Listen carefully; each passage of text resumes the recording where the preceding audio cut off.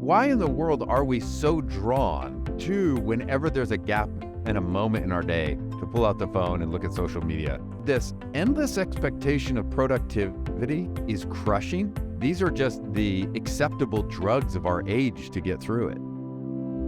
Hello, and welcome to Working with me, Dan Doriani, hosting a podcast where we explore faith, work, culture, and the way believers can make a difference in their corner of the world.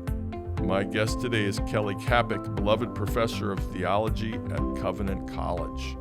He's the author of a number of respected books, including Embodied Hope, about bodies and pain. His most recent book, You're Only Human, How Your Limits Reflect God's Design and Why That's Good News, is the topic of our discussion today. My guest today is Kelly Kapic. He's been a professor of theology for a number of years at one of our nation's great Christian liberal arts colleges, Covenant College. And he's a father, and he's a husband, he's an author. He came out with a book just a few months ago that I've been reading with pleasure and edification, if I may say so, called You're Only Human. And it has a subtitle, How Your Limits Reflect God's Design and Why That's Good News. He's also written a book that I assigned to my students called Embodied Hope. And that book also spends some time on limits, including aging and death and pain. And he's written other things like Becoming Whole, which also to some degree has to do with limitations, along with a fellow author, Why the Opposite of Poverty Isn't the American Dream. So the best thing you can have is not superabundant wealth. He's written a number of other books, and I'm delighted to have him with us today. Kelly, welcome. Thank you. This is a joy to be with you. And so I want to talk first of all about your book that came out this year, You're Only Human. And a lot of times authors put their biggest thoughts in the first couple pages. They want to make sure somebody's reading their book. They don't have to wait 22 pages or till chapter 6 to hear what they really want to say. And so I'm going to start with a couple of comments from the very first page that really grabbed my attention. Sure. One of them is, we fail to understand that our limitations are a gift from God. A failure to grasp this produces the burden of trying to be something we are not and cannot be. That's almost a thesis statement for the book. Would you spin out why you made that a thesis statement for the book? Probably the easiest way I know how to explain it is maybe through a story, through something I feel that some of your listeners may experience. And that is, when I put my head on the pillow at night, so often I would feel waves come over me of guilt and shame. And, you know, I'm a theologian. And so as I examine that and think about my day, if I start to see, look at the way you spoke to someone was cruel, or you were greedy and covetous, or whatever it is, then I need to repent and really rest and enjoy in the love of Christ and His forgiveness. But actually what I found is how often I felt this wave of shame at the end of the night because I didn't do more. And so that gets to the thesis of the book, because I started to explore as a theologian, like, should I be feeling guilty all the time that I didn't do more? And when is ever enough? And my work through the years is really, in many ways, so much of it's focused on what we call theological anthropology, which is a fancy way of just saying I'm interested in what it means to be human. And I've grown very concerned that a lot of us as Christians have confused what we call finitude and sin. Mm-hmm. And exactly. finitude is just a fancy word for limits. Right. And so anyways, that's the burden of the book, to help people understand that and show how practical it is, and ways we've probably really hurt ourselves with misunderstandings.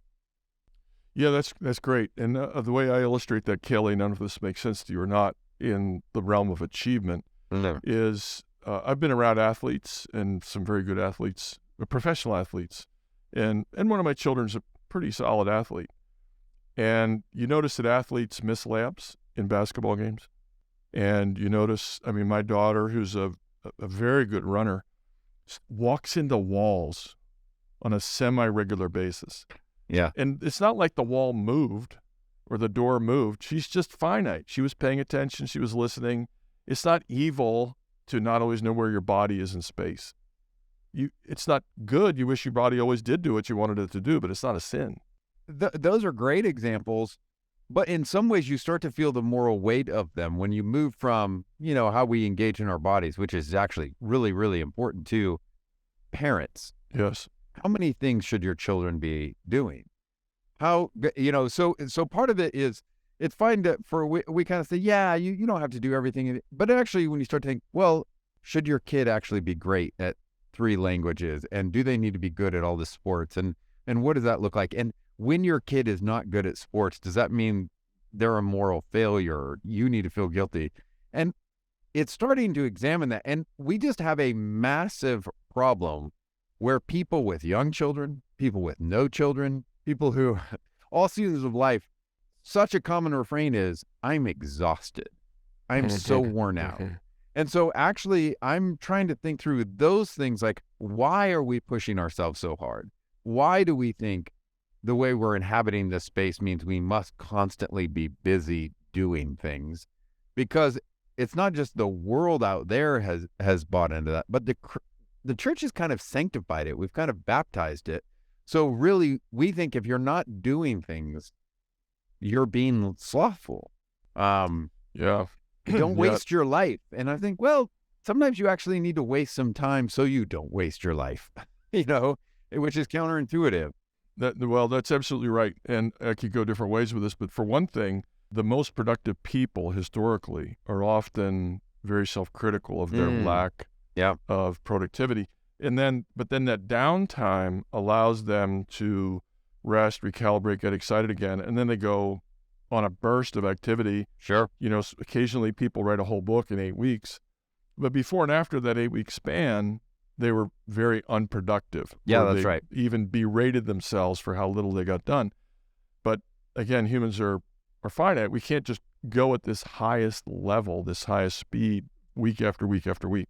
Yeah, part of what's happened is, our social imaginary, the things that shape our imaginations are significant. And so we kind of live more and more in an age that's a mechanistic age.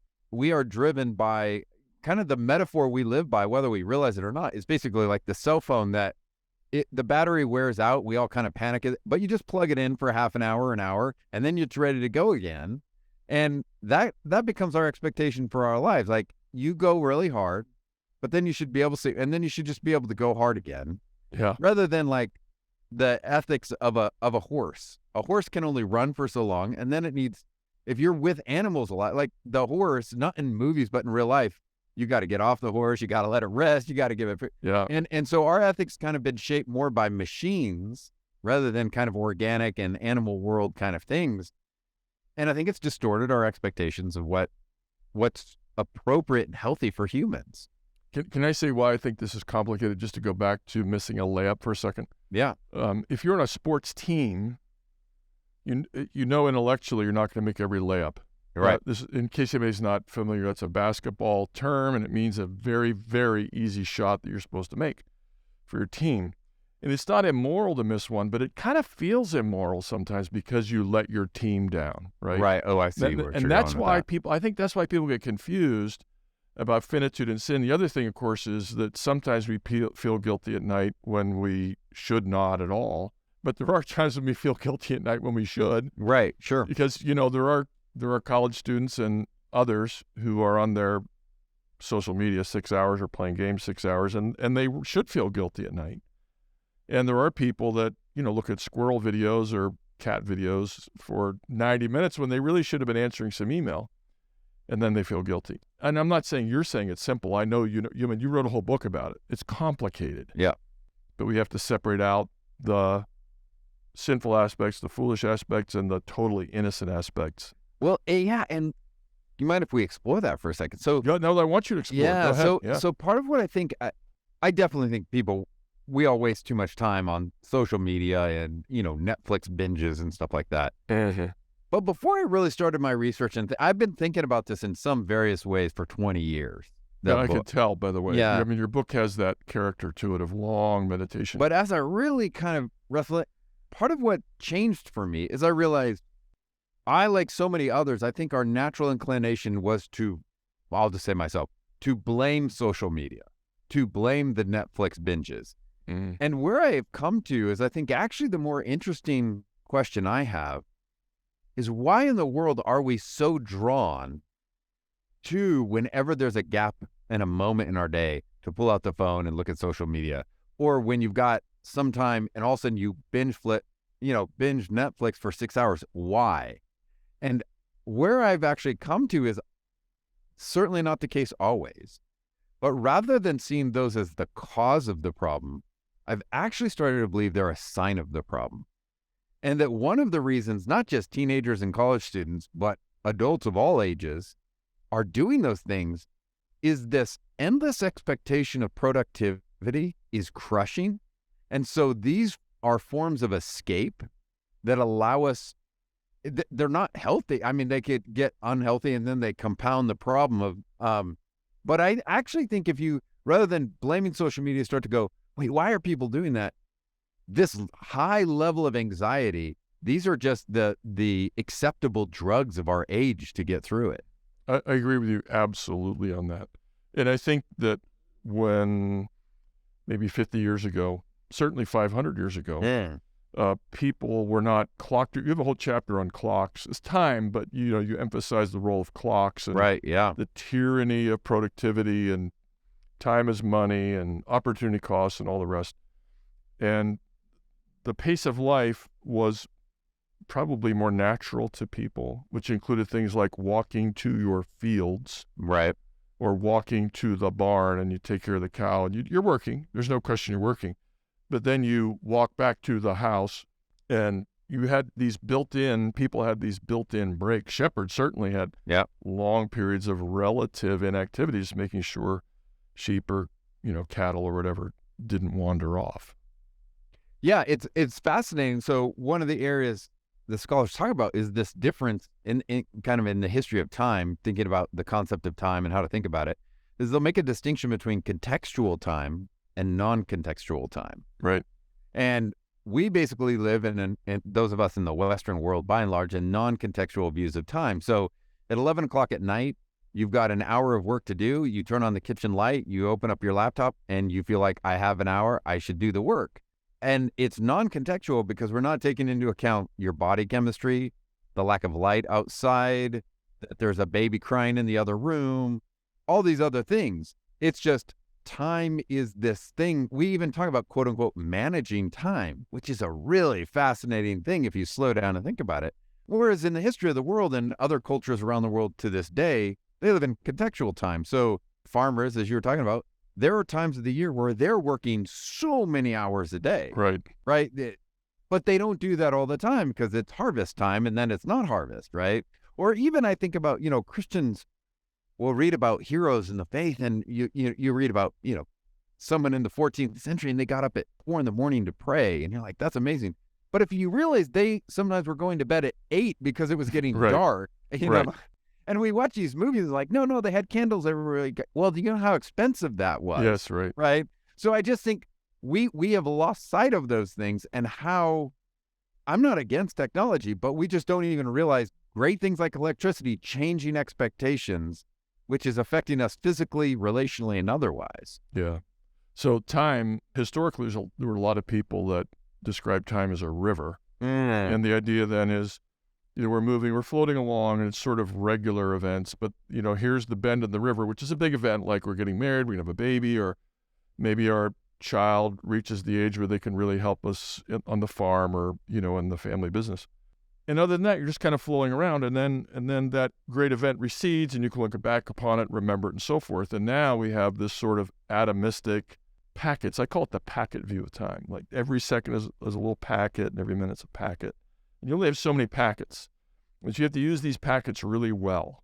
And I think that the river view is so much more livable. That's not quite the way you put it, but I think it's coherent. No, that's really good. I like that. The way you say it. What do you want to add to our view of time? Clock time versus circle time or cycle time. That's one of the things you talk about. How would you encourage us to think about time and use of time? Yeah, I do think it's fascinating. I really like your image of kind of time as a river because it allows for the nuance of the complexity of life that, when you have little kids, that's different than when you're an empty nester. And part of what we need to see as creatures in God's world is not every day is the same. There's a reason that a Monday is different than, a Sabbath day. And we are made to work and to rest and recapturing some of those things. And also just understanding as we age, there's different levels of energy. As we're in different groups, there's different levels of expectation of what's needed of us. And so part of that is learning what rhythm looks like, where we're at in life, location, those kind of things. Yeah, I'm a tennis guy, and I find that to my astonishment, let's say I played 2.5 hours, 2 hours and 15 minutes at my age. Yeah. It's hot in St. Louis. I may need to lie down, and after an hour later, I may need to lie down so I can do stuff, which is very alien. But I'm still playing tennis. I'm an old guy, but it's okay. No, that's great. That's part of what I think we really need to do. And I find this, whether it's students or others, that it's actually okay to recognize the rhythms of your body even. And that there are, like, our body actually, a New York Times bestseller, and it's a great book in psychology, and it's really dealing with post-traumatic stress disorder, but actually there's a lot of implications for all of life, but it's called The Body Keeps a Score. The Body Keeps a Score. And so yep, these things, and part of the challenge is when you don't understand rhythms. So on a Monday morning, I come into the office and I make my to-do list, and it's massive. And I'm guaranteeing that Monday night I'm going to feel terrible. Because what happened is I didn't make a Monday list. It's supposed to guarantee you get a lot done. Come on. Yeah, but I didn't American. make a Monday list. I made a week list or a month list. And so there's actually this one woman in the field, she talks about productivity shame. And we set ourselves up for productivity shame if you don't recognize how our bodies work, different rhythms. And as you said earlier, there are times when you push really hard and times when you don't. And we even have one of the problems is this is just true about us. And so companies are using this to take advantage of workers, right? Sure. And so I do think it's true. Our creativity is better when we have seasons of rest. Writers will produce more. People will get more creative when they get times of rest. But we don't rest because of those things. Those are just beneficial outcomes. But if rest is intrinsically positive. Exactly. And sitting and talking to a child about what happened in second grade at their pace is intrinsically good. That's right. It's not just to form a memory or to learn something that you're going to use as an illustration. It's intrinsically good to talk to children. That's excellent. Right. Yep. Yeah. So I've noted you're reminding me that there are people I know when I ask, how was your day? The answer is, I had a great day. I got a lot done. Yeah, that's right. Or I had a terrible day. I hardly got anything done. Right. So that's the productivity trap you're talking about. Let me shift to your Kierkegaard quotation, Sure. may I? So this is also in page 1, which I think is very important. You put it there for a reason. Yeah. And he says, the result of busyness is that an individual is very seldom permitted to form a heart. Yeah. And of course, he wrote that around the time people started carrying watches with them. Yeah, it's a fascinating. So when he talks about result of busyness is an individual seldom forms a heart, that's fascinating for us to hear because we really have, busyness is next to godliness. It's like cleanliness, right? And we really, it was Benjamin Franklin who said time is money, but Christians, we kind of baptize that. And we're not trying to get money out of every moment, but we are thinking we've got to get productive. And Kierkegaard understood when you're busy, you actually fail to form an imagination. Empathy becomes very difficult. Think about how we are, with coworkers or with children or with others. When we're tired, we're more likely to snap. We're less likely to be understanding. So these things actually do matter. But if you have moral pressure, often unspoken, that you really need to keep doing things, it often is undermining some of the very ways we expect the fruit of the Spirit to show up in our lives. And so we have to rethink that. Yeah, and that, of course, includes things like parents who are tired of having to tell their kids to hurry up all the time. Yeah. And stop jumping on the bed. Whereas, in fact, jumping on the bed is one of the best things a human can possibly do, in my opinion. As long as you don't fall off, on your head or something. Falling off and hitting your elbow is probably a good learning experience. Yeah, there you go. We need to take a short break. The idea that we're only human and that we need to accept our limitations has all kinds of implications. After the break, we'll hear how this applies to the question of humility. The Alliance of Confessing Evangelicals is a coalition of believers who hold the historic creeds and confessions of the Reformed faith and proclaim biblical doctrine in order to foster a Reformed awakening in today's church. What all that means is we care about the church, we care about truth, and work hard to preserve and advance it every day. Connect with our broadcast, podcast, publishing, internet, and event platforms at workingwithdan.org. Thank you for your prayerful and financial support of the Alliance.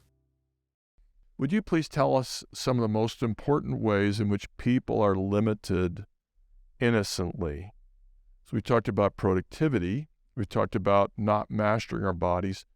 Are there any other ways that you would like to bless us and say, Lord, I'm fearfully and wonderfully made, and you made me with this limitation, and I tend to view it as a curse, but actually, as your book says, it's good news. Yeah. Stretch us. That's good. Let me take that and help us understand it by kind of changing the question. Okay. Humility is key here, right? So if you ask most Christians, why should we be humble? We say, well, because we're sinners. It is true that we're sinners, and the fact that we're sinners should contribute to our humility. But the more interesting question that's going to get us to where you're asking is, what if there were no sin and fall? Should we be humble? And the answer is yes. Absolutely yes. Because we are made as creatures, and even before sin or fall, to be a creature is to be dependent on God, it is to be dependent on others, and it's to be dependent on the earth. And in our culture, one of the great signs is, how do we use the word dependence? If someone says, Kelly, you're really dependent on, that's never like a positive, right? They're not complimenting me. Our whole goal is to not be dependent. Well, if in fundamental ways, an understanding of being truly human and Christian is cultivating healthy dependence. But culturally, even in the church, we think of those things as a problem. We're now in trouble. So that's so important. Can I just pause and stretch that out a little bit? Sure. So I'm reading your book at a time that's good for me, and I'm noticing my limitations. So here's a limitation I have. My wife is better at just kind of fixing stuff than I am, which is mildly embarrassing for a male. Oh, well, I can relate. If the toilet breaks, profoundly relate. Yeah. She's probably better at it than I am. Here's another one. If you give me directions like do these 7 things in this order, you just shoot me. Yeah. If you give me a logic or rationale why I should do those things in that order, I'm fine. Yeah. And that also leads to this is the beginning of the semester for both of us. I always mess up the calendar for my students. And I just say, just do it. I can't just take it away from me. Yeah. And I'm always apologizing, but actually if I say, look, you're just so much better at this than I am, I'm letting somebody else do their job. Yeah. And they are better than me. And it's good. It's not bad. It's wholesome. It's actually how we're made. So that right. So so when we all know we should be humble, but if you make sin the foundation for humility, then the only way you can grow in humility is by focusing on your sin. But and so what a bad person you are. But if you understand creation, the goodness of creation as the foundation for humility, then you can do exactly what you were just saying as a way to cultivate humility. You can cultivate humility by looking for and learning to delight in other people's gifts. Thank you. And so that's a healthy way we are made to grow in relationship with others and cultivate that. It's gratitude. You can tell we don't believe in our finitude by our lack of prayer. In this sense of people who really know their limits can't help but pray. And I don't mean that in like just because they're asking for things all the time. It's a gratitude. Like, oh God, thank you for this. It's just a sense of dependence. It's an awareness of reality and or of our dependence on the earth. So I think that that's absolutely right. But we live in a time where we are from birth in various ways cultivated to compete with each other, even people we love. This is exactly where I wanted to go. And I want to hit 2 things and you decide which one you want to hit. Yeah. But one is that we're essentially discussing individualism and the idea that I have to be omnicompetent. And if I'm not a creature, I'm defective in some way. And you're pushing back against that for us. So the best thing to do is remember we're creatures who are embodied in communities. God made us in families and communities and tribes and clans and ethnic groups and so forth. And in each group, there's a diversity of capacities, and we depend on what others do. But you're also hitting on, I wrote the words admiration and jealousy. And so when you see that somebody's more capable than you at something, the danger is to view this as a threat. Oh my goodness, I'm inferior, to be jealous. Mm-hmm. Instead, you should say, Lord, you look at the gift you gave this person. I'm a writer, but they're a better writer than I am. Yeah. I'm a runner, and I'm a good runner, but they're better. And I just admire the way they run. And I'm a cook, but they're a better cook. And I just have, because I'm a cook, I have this capacity to see how great they are. Yeah. It's No, I love fantastic. that. Because they're stronger than me, I can learn from them, and I don't suffer. I grow because they're better, and I'm grateful for that. Yeah. And so when you start to see that, which is, I loved how you're putting that, is then humility doesn't just say, I'm sorry, although it does when you hurt someone. Humility says, I don't know. Humility says, can you help me? Right.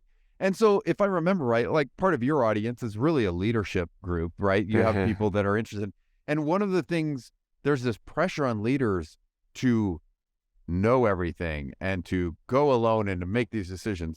And there's all kinds of really interesting data accumulating, but we would even know theologically, like, no, learning from others, seeking advice and wisdom. Sure, you can have too many counselors and that kind of thing, but there is this sense of recognizing I'm not good in this area, or there are blind spots. Help me to see those. And in fact, one more thing, by and large, we tend to be open to this idea. Other people help us see our blind spots, and they do, and that's a gift. Right. But one of the things that we tend less to recognize is other people help us see our strengths. Because our strengths are hard for us to see because they come more naturally. It doesn't mean you don't have to work at them, but they're a strength. But because they're a strength for you, you think everybody has them, even though they don't. But when someone says to you, I see, when you're with people, they relax. You really are amazing. And that they have the gift of hospitality, but they didn't recognize it. That's so exactly I think right. part of it is helping each other, not just see blind spots, but to see strengths. Yes, I agree. I have that down on my notes for us to discuss. So, and some of them are a little bit more painful. So you said exactly what I was hoping you would say. Thank you. But some are more painful, like there are other people, there are people we look at and we say, they're just more likable than I am. Yeah. And they can read a room better. I don't know why. Why can they tell when they're losing an audience, speaker or something? They can tell right away, and I wish I could. They're more admirable than I will ever be.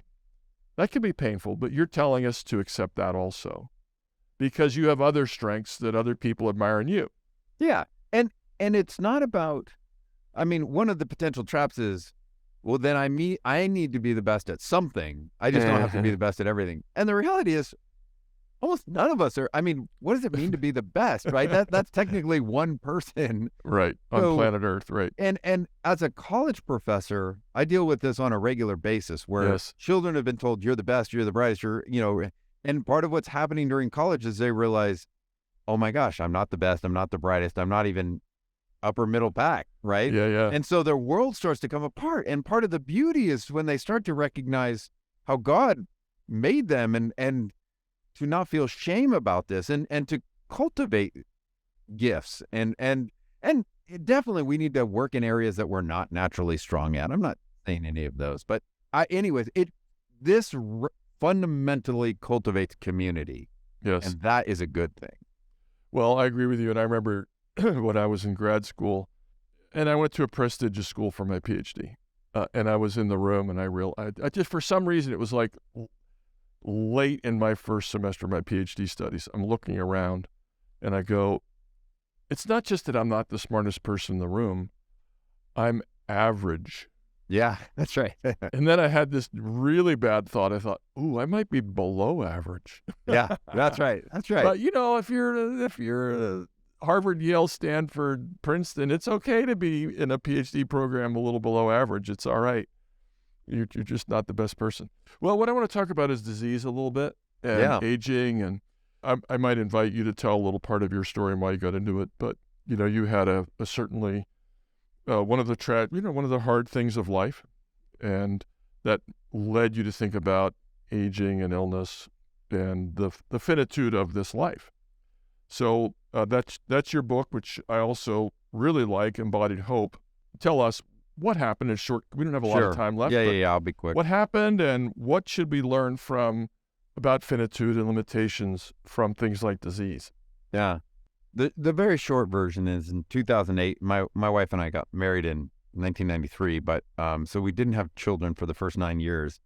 But then we had kids, and then 2008, while our kids were 3 and 5, my wife got breast cancer, and a form of it that really mostly shows up in 80-year-old women. And so, long story short, a year or so of surgeries and treatments and that kind of thing, she was declared cancer-free. And we thought that was really hard, but praise God, we're through the hard thing. Now we move on. And then in 2010, that summer, all of a sudden, she developed chronic pain. And again, a long, complicated story. It took us 6 years through the Mayo Clinic to figure it out. She has a soft tissue connective disorder and a thing called erythromelalgia, man on fire disease. But all that to say, since that day in 2010 to this day, there's never a day without pretty serious pain and fatigue that she goes through. And that ended up taking us, with her encouragement, to writing that book on embodied hope, which is really a reflection on suffering. And part of what was important for me to wrestle through with that was, I think as Christians, we're tempted to lie about two things, either to lie about how good God is, or we're tempted to lie about how broken and hard the world is. And I don't think we should lie about either. God is really good. He's really present. He's really loving. And things are really bad often, and pain and suffering is real. So what's interesting is that book is heavily about the role of lament, the importance of the incarnation and God's real entering in solidarity with us, but taking sin and suffering seriously. But doing that extended reflection on pain and suffering, actually, I feel like equipped me to finally be able to write the You're Only Human book, which is about the goodness of creation and the goodness of our bodies and the goodness of all of that. So they go together in a different kind of way. We're not meant to be in all this pain and suffering. And yet this world is a veil of sorrow. Yeah. Yeah. And as one person said, we're like blocks of marble that have to endure many blows of the chisel once we have fallen away from God. So, which is not to say that we should always say, oh, I'm suffering this hardship, therefore God wants to teach me X. Right. You right. Never know what God wants to teach you. We can learn anything. As James says, trials make us mature and complete. Doesn't say makes us patient or courageous or something. It just says mature and complete, whatever form maturity needs to come to you in, that your suffering could help you with that. So I'm going to go to our rapid fire, and this is not natural to theologians to go rapid fire, okay? Uh-oh, okay. Yeah, so number one, you got in an elevator with somebody who lives in great pain. They're a Christian. You have 4 sentences. What would you say to them about living with great pain? I'd say be honest with God and learn to lament, but learn to meditate on the incarnation. Yeah. And as Protestants, we rightly emphasize the cross, but we fail to really understand the significance of the embodiment of the eternal Son of God in real human flesh, including suffering and pain, culminating in death. Yeah, and by the way, he probably got splinters in his hand too. That's right. And they hurt. Yep. And he stubbed his toe and so forth. Because stubbing your toe is not a sin; it's finitude, but not. There sinful. you go. Number one. Number two. What would you say to a parent? My son, my daughter is a good athlete, but not elite. She's here. They're not going to be a professional athlete making millions of dollars. How much should I work to try to help my child become a really strong athlete? Or my child picked up Spanish in 10 minutes a day. How many languages should she learn? What would you say to a parent of a 10 or 15-year-old? Think more globally, or what I mean by that is more holistically about your child. So if they're great at languages, help them learn languages. If they're great at sport, let them. But is it becoming unhealthy so that they're not cultivating relationships with their peers? Do they not have time to develop relationships with people who are older than them? Are they not able to go to church? Are they exhausted constantly that prayer is an impossibility? Just some honest questions. And that's where I really think with these things, sometimes people think, you're talking about limitations. What about trying hard as an athlete? we definitely need to try hard and push our limits, but a community, and in this case, a family, can help us figure out basically what's healthy and what's not. That's not a great, I moved away from the family, sorry. That's fine, but one of the interesting things is that there have been studies on the non-athletic, non-gifted child, which could be intellectually gifted as well, and what happens to the siblings when the family devotes themselves, and it hurts marriages too. Yeah, but lightning round, what would you like to have achieved 5 years from now? I'd like to have launched my children so that they are flourishing right now. I have a sophomore in college and a senior in high school. Okay, For great. me, that's my big life goal in 5 years. Yeah, that's a terrific goal. What is the best piece of advice you ever received? Ask more questions. More questions. Okay, that's good. If you could be remembered for any contribution to academia or the church, what would it be? If I'm honest, I'd love it to be that he helped people understand what it meant to be human. That's good. If money were no object, logistics were no object, travel were no object, what would you do for the next year? Anything you want, what would you do? I would love to be able to go to restaurants whenever we wanted and eat really good meals and take people out. And I'd love to, with my wife, to travel around and go with people I respect and ask them questions. And then I'd love to have some time to write, that kind of thing. Would you write about the answers they gave to your questions? I might, yeah. Yeah. But I would love just to, I learn a lot by just asking questions. So yeah, you can learn a lot by listening. Yeah. You learn a lot more when you listen than when you talk. That's for but sure. But it is the lost art these days. It is. If you were, again, on the elevator with somebody who hopes to be an author or a professor, you can take your pick. What would you tell them? You got, 90 seconds. Yeah, I'd say it's not a sprint, it's a marathon, and have kingdom values, not platform values. Oh, man. Karen Swallow Pryor was just on our podcast, and she said the same thing. Don't make a good. Don't seek a platform, do the work. And then if you do the work, maybe the platform That's right. will follow. Yeah, there's so many people who are way smarter than me. Yes. It's just, and that people who don't finish PhDs or don't write books, it is a marathon. It is not a sprint. Pastoring is a marathon. It's not a sprint. Being a parent is a marathon, not a sprint. So that just keeps me sane during the really hard days and during the failures and all of that. Yeah. Kelly, we could keep talking. I know we could. I have 9 more questions, but our time has come and gone. Maybe we could talk again in a couple of years. You write a book about every 2.5 years or so. Well, you're gracious. This has been a lot of fun. I appreciate you taking the time. It's really been a delight to have you. We have met each other a couple of times very briefly, but we've never had a chance to really talk, and you have a lot to say. Let me just make sure I commend to our listeners, You're Only Human, How Your Limits Reflect God's Design, and Why That's Good News. I really recommend that book. It's well written. It's fun. Another book that I recommend that I mentioned is Embodied Hope, Theological Meditation on Pain and Suffering. Very beneficial, especially if you or someone you love is having that experience. But Kelly has also written about economic issues, and we didn't really get to it at all, but a fine book is Becoming Whole, Why the Opposite of Poverty Isn't the American Dream. He's written other books. If you get into him, there's lots to read. Kelly, thank you for your time. Thank you. This has been great. And for your meditations. Yeah. Thanks, friend. We're thankful for today's guest and also extend special thanks to our sponsor, the Alliance for Confessing Evangelicals. Please check out their site, Reformation 21. That's the principal host of this podcast. If you want to put your faith to work and change your corner of the world, visit our website, the Center for Faith and Work St. Louis. Look for faithandworkstl.org. That's one word. We'll help you start a cohort with like-minded believers who also want to practice their faith at work. This podcast is donor-supported. To keep us going, please donate on our website. Maybe more importantly, you can support us by listening, by subscribing, by sharing, by liking us, by posting us on your favorite platform, or go old school and tell a friend.